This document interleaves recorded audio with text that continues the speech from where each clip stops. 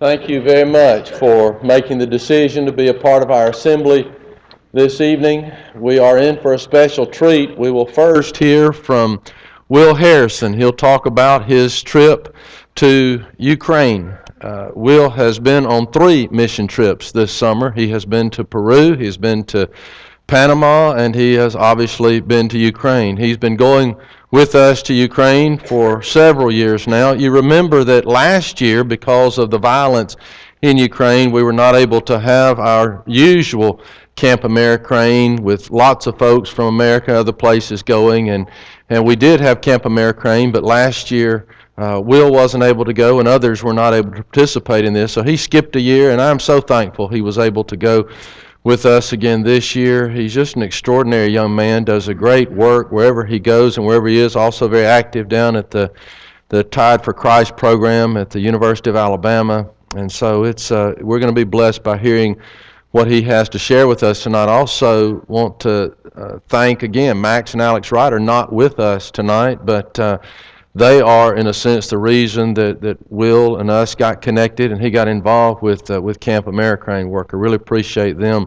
letting me know several years ago of his desire to be involved with us. I also appreciate Ben wearing the colors of the Ukrainian flag tonight, the yellow tie and the blue shirt, just perfect, and appreciate that, and his good singing tonight. Larry Davenport was going to be with us and say a few words about Antigua, but he is still detained over at Shine. You notice that many of our young people are not with us tonight. Some are here, but many are not here tonight. They're having basically it's a gospel meeting for young people tonight, and so that's where a lot of them are. But we're glad you're here, and listen carefully to God's servant, Brother Will, now at this time.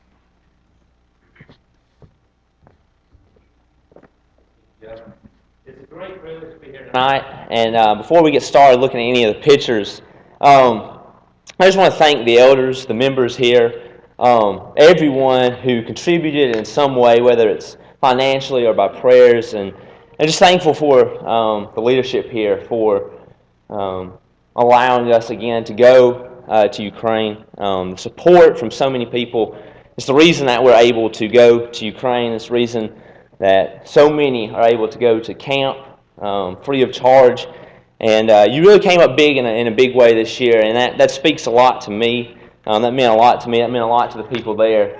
And a lot of souls were touched because of your support and your prayers and in any kind of way that you contributed to this trip.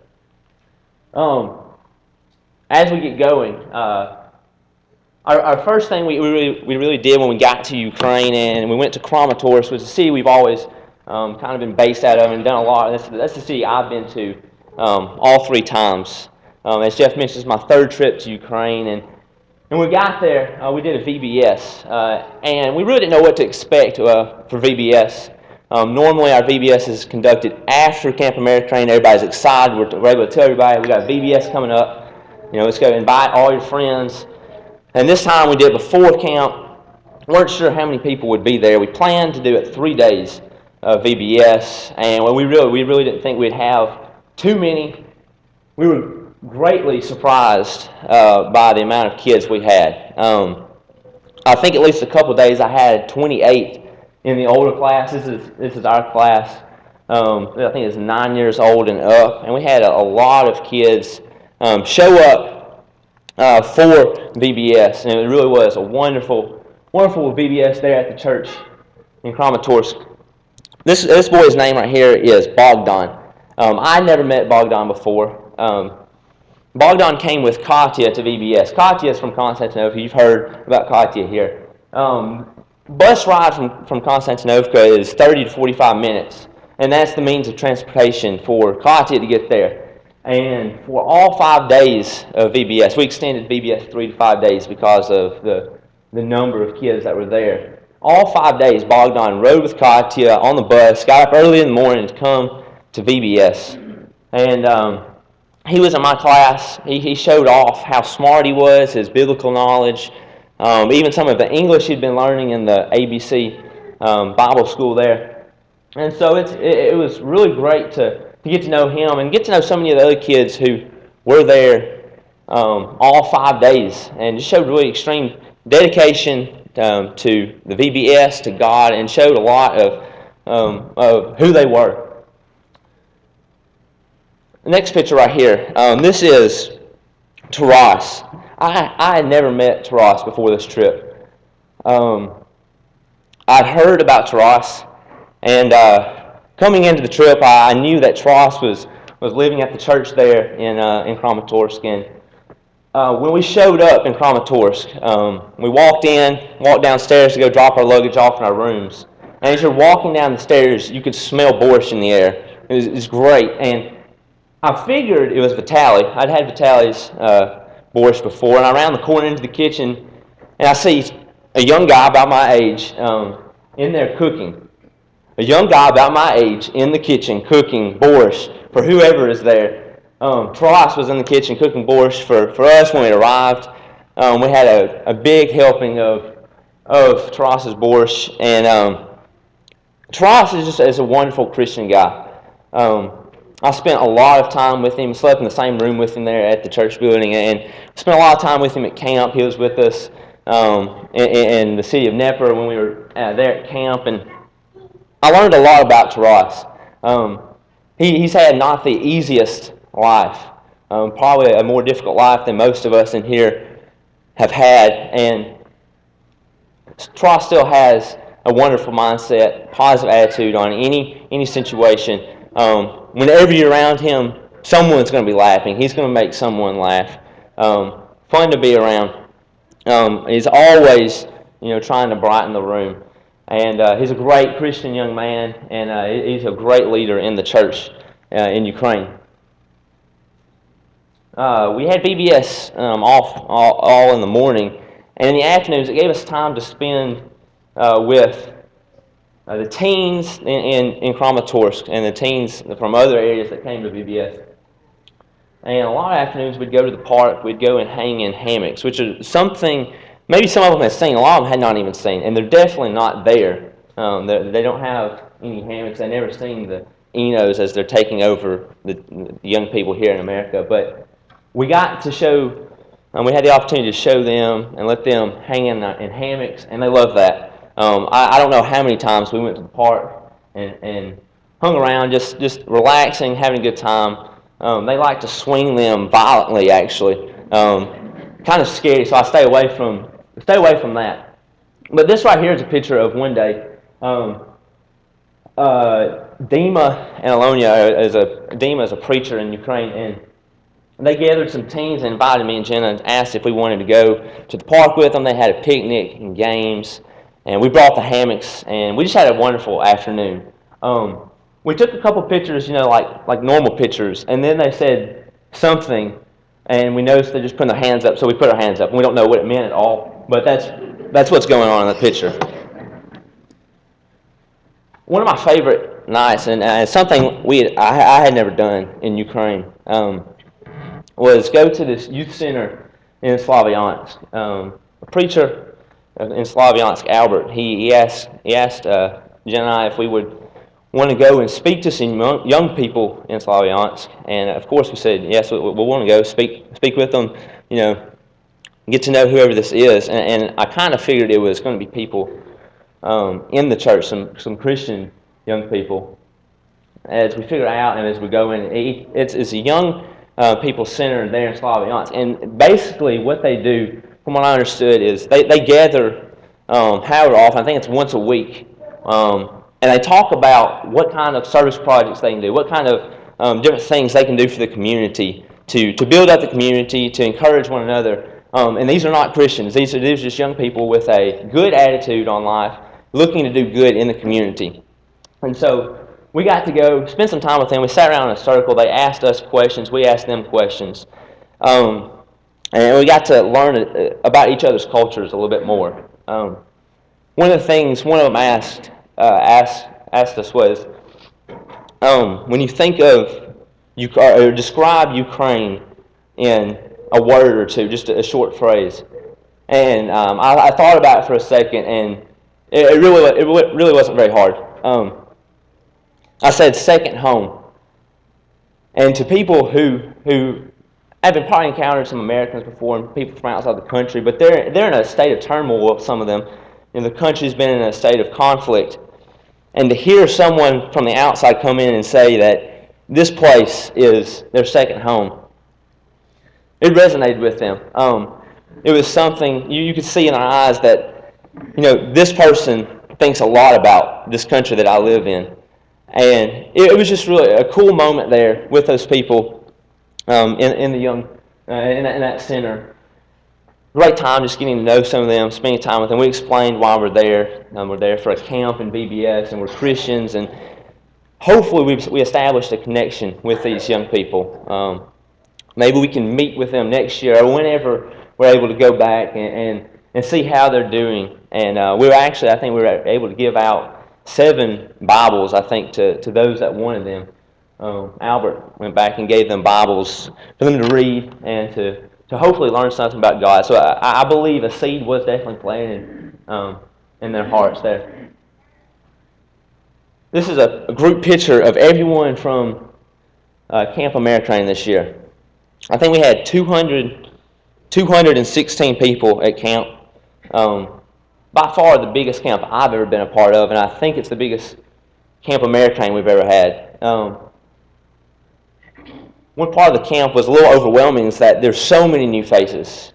The 2 previous camps I'd been to, most of the people I recognized from the previous year, I'd spent time with them.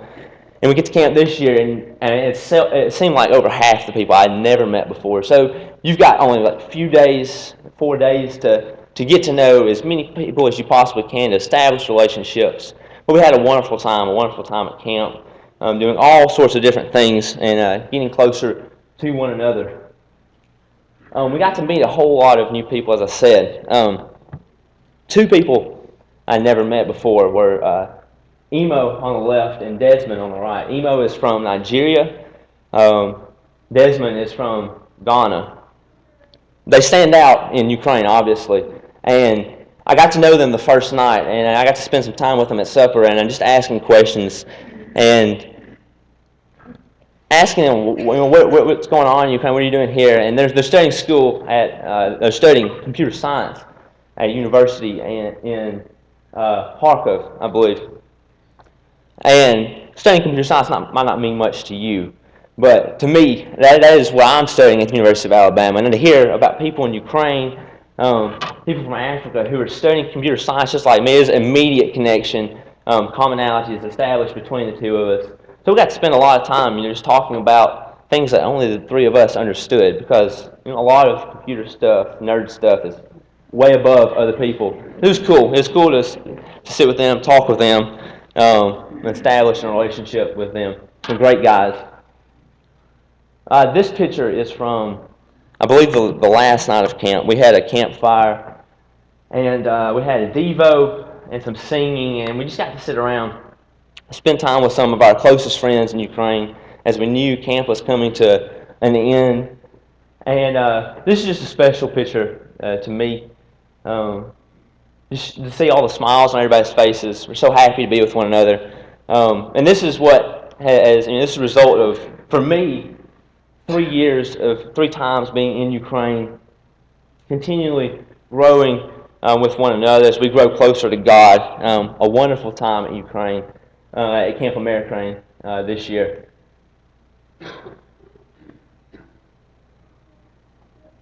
We can go to the next slide. I think the next slide is a picture from, unity building activities. I was kind of put in charge of this new thing for camp at night, unity building activities. We had a lot of different things that happened, different games we played, things that tried to bring everybody together, everybody thinking one mind on the same team.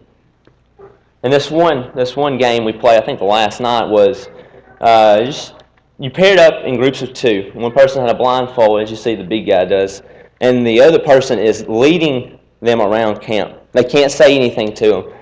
And he had a lot of people who were friends, and they pair up, people the same size. But I really like this picture. You've got a little girl, who's got to be younger than 10, guiding this huge guy. He's probably the tallest guy at camp, around the entire campground. And it's just cool to see how one person's strengths, one person's weaknesses, they come together and you're able to do incredible things. That's kind of the type of lessons that we learn with the unity building activities. That we're one team in Christ, and we are going towards that goal of heaven together. As usual, we had team competitions at night, and team competitions is one of the funnest parts of the day. I really had this picture on here in the team competition slide just to announce, if it hasn't been announced, that Jeff and I did win the egg toss competition this year. I think that's Jeff's second championship in the egg toss. And we did, the 4 Americans, well, 3 of us, and the rest of the Slaviansk girls took home the water balloon volleyball championship. It wasn't close. It was a great time with team competitions, and that's always a great time to spend with one another and to get a little competitive, but also have a lot of fun. Move to my last picture. In this picture, you have Taras on the left. The next girl is Julia. On the other side of Katya, the other side of Jenna is Katya. These 3 were with us almost the entire trip. Always spending time with us, guiding us around. And when I think about some of the relationships that we build, these 3 have to be some of my closest friends in Ukraine. I've already talked a lot about Taras, but you've got Julia, who's I've been with her 3 times now in Ukraine, and she does a great job translating. She did a wonderful job with our team competitions this year, but just guiding us around cities. I think she spent the night with us 2 or 3 times, in the flat, stayed with Jen and Judy, and it's just a wonderful thing to establish relationships with these people. You got Katya, who's a teacher at the ABC Bible School in Kramatorsk. Julia is about to start her own. She's going to be the director of ABC Bible School in Dnepr. Some great leaders in the church. They're our age, and these girls are, and Taras are, really taking charge. They're doing wonderful things, and Julie and Katya are products of Camp American. I wasn't there that early when they were baptized, but they're products of the wonderful work that is taking place in Ukraine. And these are the kinds of people we encounter. These are the kinds of Christians that are growing because of your support, because of your prayers, because of the need that you see to send people, to send us to Ukraine. And I just want to thank you one more time for being mindful, for being willing to go out of the way and to give your time, your effort, your money to spend time in prayer for these people and for the work that's going on there. So I just really want to emphasize that you're doing a whole lot of good in Ukraine, and I just really want to thank you for that. Thank you so much for your time.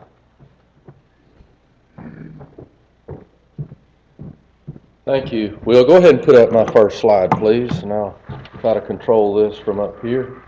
Now, this is a map of Ukraine. Just to give you some idea, y'all have heard, right? There's a war going on. This is the area the war is going on, right?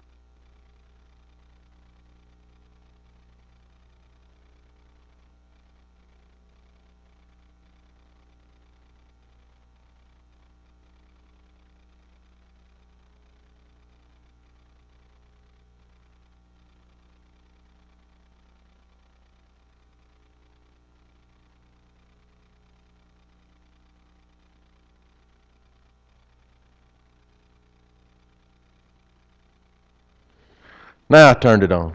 All right. I don't need to repeat all that, do I? Y'all heard me. This is the area. There were more Christians in this little area right here. This is called the Donetsk region of Ukraine. Now this is not scientifically calculated, but my estimation and observation, communicating with a lot of people smarter than I am, at the time that Russia essentially invaded this part of Ukraine, that's Crimea, by the way, which they've also taken, that there were more Christians in this area than perhaps anywhere in certainly Eastern Europe and maybe anywhere in Europe. I mean, there are congregations here with more than 100 members, and for anywhere in Europe, those of you who've traveled over there, you know that's pretty remarkable. So lots and lots of members of the church over in this region. Now, at one time, this red area included Kramatorsk, Slavyansk, Konstantinovka, towns that you hear us mention a lot that kind of just ring this edge here. But for whatever reason, when I was there last summer, they not maybe because I came, but they retreated back to this area, and that allowed it now possible for us to go into Kramatorsk and the areas right around there. You know that in this area we had some really nice church buildings, some centers where the Bible was being taught to future preachers and all, and those buildings were confiscated by the bad guys from Russia and other places. And I've gone over there, as you know, to have various meetings with big shots to hopefully help us get some of these buildings back. These are buildings people, American Christians, spent hundreds of thousands of dollars when you add it all up to get, and we don't like it, right, that those things just taken away from us, from God's people. And so I'm going to try, with your help and the help of others, Senator Sessions has been helpful, his office, people in the American Embassy, and to try to continue to be a burr in their saddle. I cannot go into that region to talk specifically to the people who have the buildings, but we do have friends that are in that region, and I'm hoping that some of those guys will come out over here and we can just talk about it. Just talk about it a little bit and see. So keep that in your prayers. Next slide, please. These are some of the people just several weeks ago that I was able to meet with. These are folks in the capital city of Kyiv. Can you go back to the last slide for just a moment?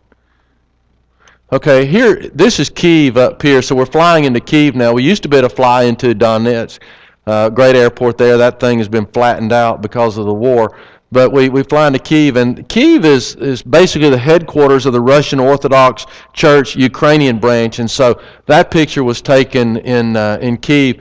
And our camp actually is happening over here in a place near Dnepropetrovsk, and so you can see we're a long way from the actual war zone, and the Ukrainian army has these guys surrounded pretty good with lots of tanks and things. And you'd think, just common sense, right? You don't have to be a military genius to figure this out. You're a big old country over here. You got all this military might, all these people. If you want this area back, you just go over there and get it back, right? I mean, that seems reasonable.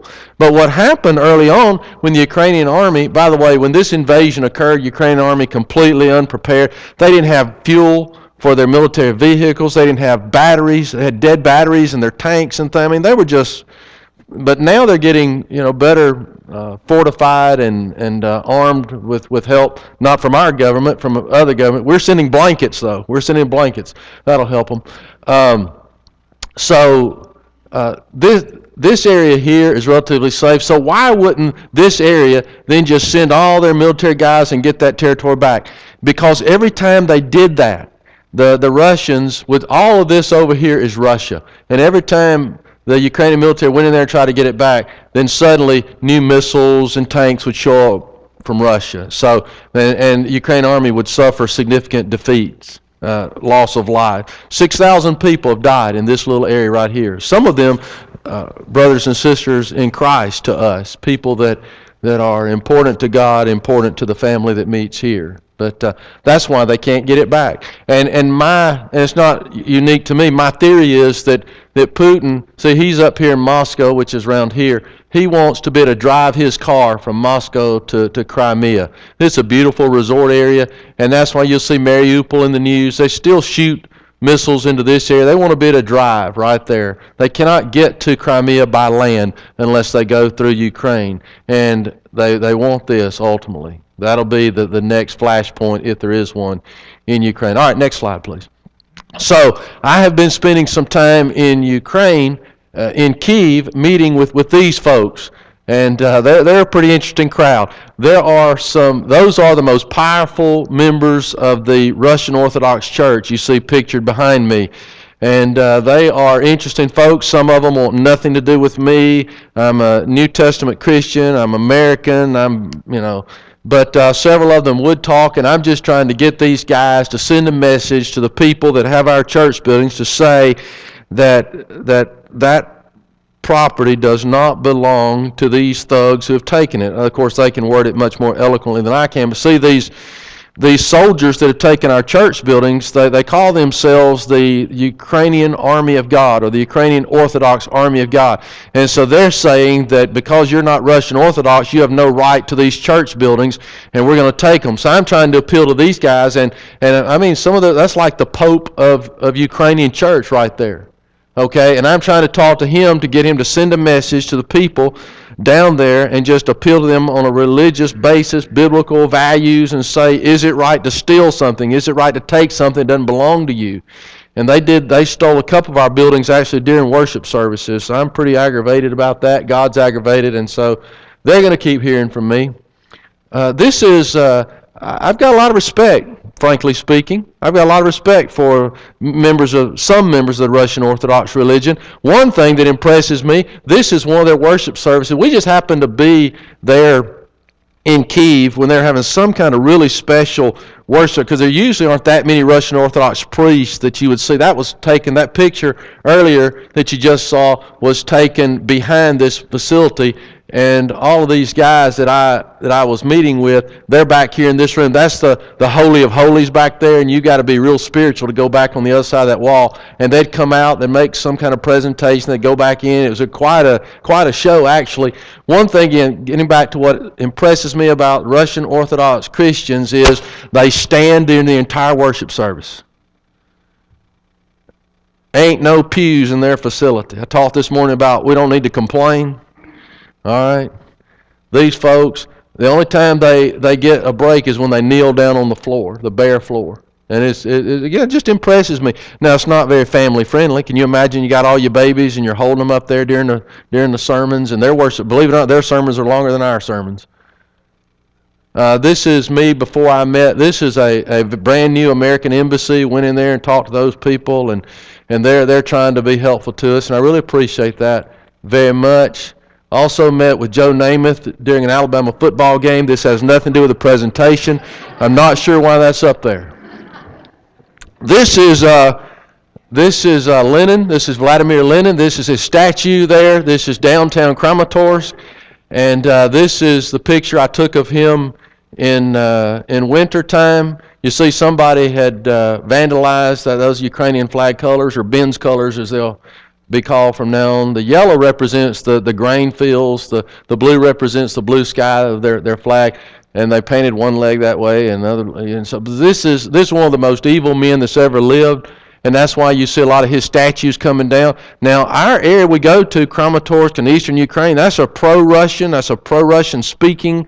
A lot of their grannies live in Russia and so on, and so it was surprising to me that they also tore this monument down in downtown Kramatorsk. That's a big surprise. By the way, this is a palace of culture right there, and we baptized a lot of folks in an Olympic-sized pool back there back in the 90s. But that's your preacher, and that's where Lenin was, and they had a big celebration of that. And I showed up with an American flag, and a lot of Ukrainians wanted to come up and have their picture taken with the American flag, because right or wrong, I'm not sure, but they really believe that our government has been instrumental in helping them with a lot of things and the freedoms that they enjoy. So this area, a lot of folks still like us, and I'm grateful for that. There are a lot of firsts. I saw the first coming down of Lenin's statue, the first renewal of vows that I was able to officiate in Ukraine. This couple here, Anatoly and his wife Lida, this is their 40th wedding anniversary, and they are refugees from Donetsk. They're Christians there. They lost their home. They lost the church building, so they had to get out. And now they're thinking about going back because the shooting has stabilized some, and there are a lot of orphans. This fellow worked extensive prison ministry. Just a great guy. And hate that he's leaving Kramatorsk, because he's a blessing to that church. But you'll meet these people in heaven one day. Wow, this is such an impressive family. This is basically the head of the family. This is his wife. This is a daughter. This is a daughter. This young lady here, these are her two children. I'm holding one of them there. They lived in Donetsk, and their house was damaged by bombs. Their church building was lost, so they decided to come to Kramatorsk, a safer area. And somebody here, I'm going to get all emotional, somebody here the Sunday before I left walked up and handed me a $100 bill. When I saw this family, heard their story, I just immediately gave, I gave them that money. I was always looking, you give it to me, I give it to somebody else. And they tell me thank you, and I say, no, don't thank me, thank God. Okay? And so if you wonder, whatever happened to that money that I gave to Jeff that, so I don't remember who gave it to me. I don't keep record. Maybe I should, but I don't keep records, stuff like that. I'll let God do the accounting of all that. But we gave them more money later also. Don't say, well, I should have given them more than 100. I get that, truly. But these are special people, and I just want, the money that you give, it does some good for some people, and I'm thankful for them. Special folks. Speaking of special folks, this lady had a son from Kramatorsk that was killed early on in the fight for Ukraine, and this lady has a son that is missing in action. She thinks he's in a prison over in Donetsk, but she doesn't know. And these are sad ladies, so pray for them, please. And for them. I mean, this is a real thing that's going on, real pain that a lot of good people are experiencing.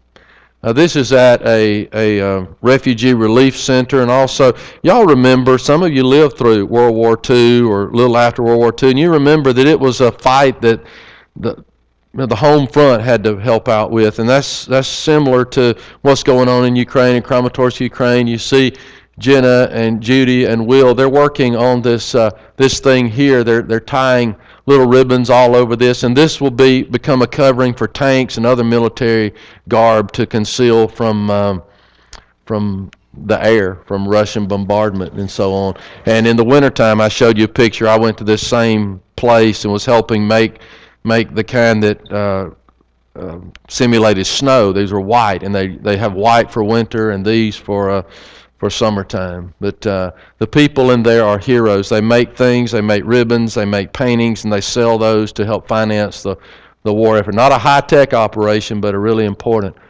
operation. Now this is Katya on the left that you have heard Will talk about. By the way, none of these kids, basically, you see pictured here, they're Will's age, none of them have parents that are members of the church. In fact, they become Christians over the objection of their parents, and that makes them especially heroic to me. After we got back from our 13th Camp America, and by the way, because of you and your generosity of other people, I've been privileged to see most of these people become Christians and grow in Christ, and what a blessing that is. So we got back from Ukraine, and this is a message that Katya posted. Again, she's sunglasses on the left, and the lady on the right, that's Oksana Pazi. She's one of the preacher's wives over there.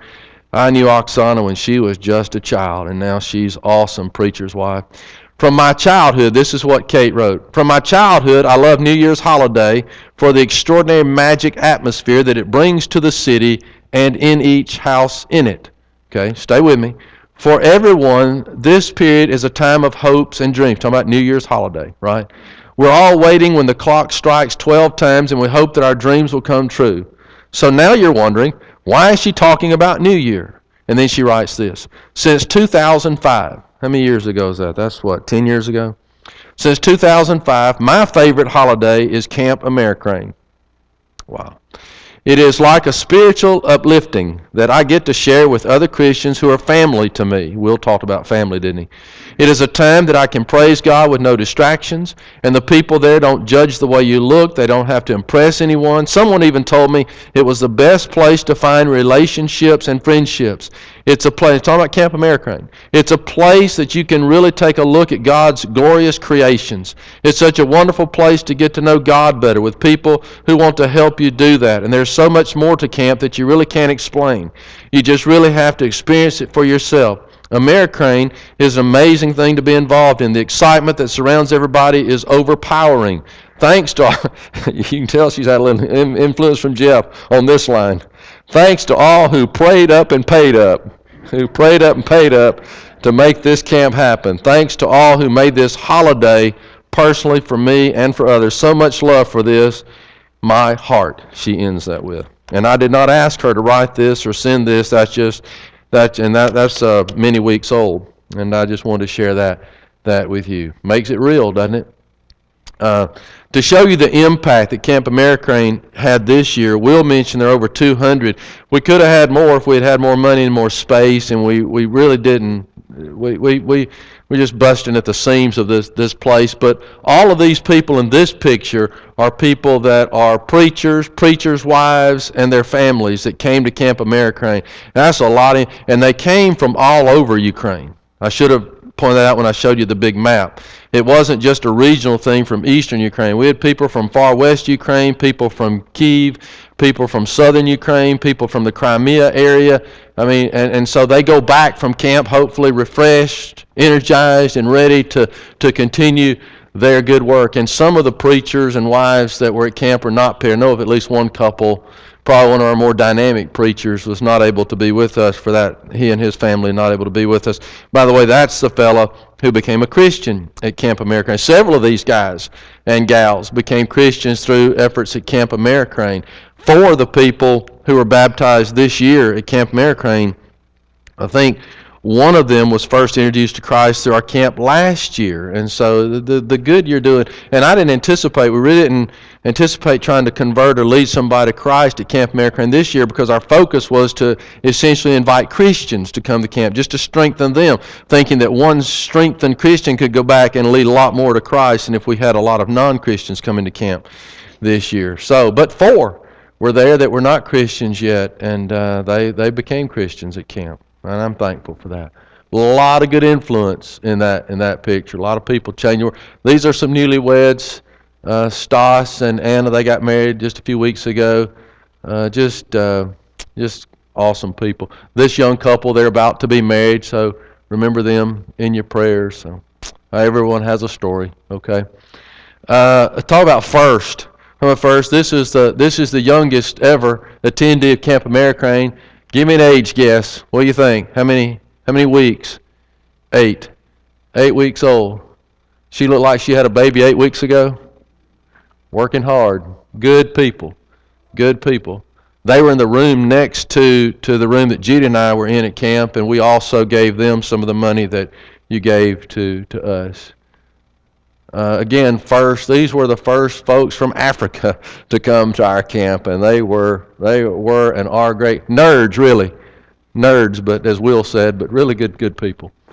Good people. Now, this is one of the happier moments of camp. I showed you a picture earlier of that big refugee family. One of the girls there, named Julia, she had never obeyed the gospel, and she asked me to baptize her, and it was real quick answer. I was happy to do that. Just a good person. This is our camp mascot. We had a baby owl there, and I just impresses me. Don't ask me how I know this, but that little beak on that baby owl is very sharp, very sharp. But we had a lot of fun with this owl, wondering where it would be the next day. Can't have a Ukraine presentation without a picture of Anna, right? This is the oldest member of the church in Ukraine. In case you don't know, that's her. I had a picture.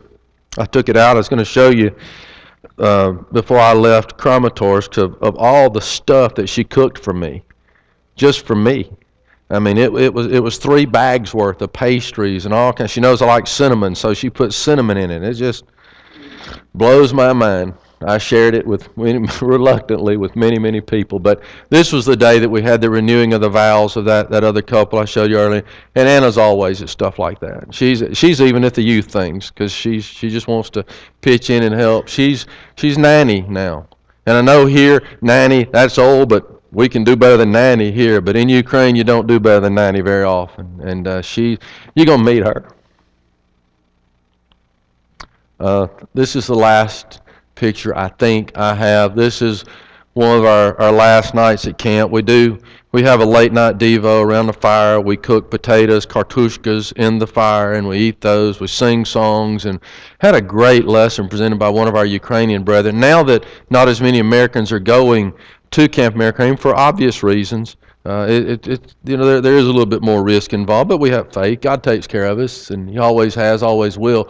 So one of the good things about that is we've utilized a lot more Ukrainian talent for crafts, for Bible classes, for devotional speakers, and and they really don't need us that much. They need maybe our funding for some things, maybe some organizational issues. But this is one of our last nights. We got around that fire there, heard a magnificent lesson, and I like to think that what you and I do together with God is just keep the fires going. Keep the fires going. This church and this Camp Americrane is huge. Hugely important to the future of the church in Ukraine. And every year, it's a big deal. It's time consuming. It's not the most convenient thing. And it's really expensive. It's really expensive. We have to raise between $10,000 to $15,000 every year. Just to pay for the rental of the camp, the food for the camp, and all those things. And most of that money comes from you guys. And that doesn't cover the cost of transportation for the Americans that go, and a lot of other issues, and VBSs that go on, and ladies' days, and the cost associated with all that, the cost of the meal that's prepared tonight. There's a lot to that, and there are other churches involved in contributing to this, and other Christians, other places. But were it not for the Tuscumbia Church of Christ and your individual generosity, paying up and praying up, it would not happen. It just would not happen. And I'm thankful for you. I really, really am. I know that some of you give so sacrificially because you don't have a whole lot left over after you give. And you give every Sunday, and you help support works in Zambia. You help support works in Russia. You help support works in many parts of the world and locally. And you're doing good. I mean, you're stepping up. Christian read a passage from Romans 10 earlier about your beautiful feet. And you're helping to send people, and you're making an impact, and souls are going to be saved. And during the most really one of the most critical times in the history of the church in Ukraine, you've been standing tall with our brothers and sisters. Some people have chosen not to do that. Some elderships, frankly speaking, have bailed out on churches in Ukraine. There are more areas in our world that are more fruitful now. It's easier to get to. You don't have risk associated with Ukrainian missions now. And so I understand why they invested their dollars, God's dollars, in different directions. But I hope you will want to continue to stand with our brethren. We don't want to just let all of Eastern Europe go to the devil, go to Satan. I think we need to continue these kinds of works. And I was saying earlier that after camp every year we try to reevaluate. Do we need to keep doing this and expending so much money and resources and something like that? And then I read something from Kate. So, we're going. With your help, your resources, your prayers, we'll keep trying to do this good work. Would you pray with me, please? Father, thank you for allowing me to be a very small and nearly insignificant part of Camp Americrane and many other good works that are going on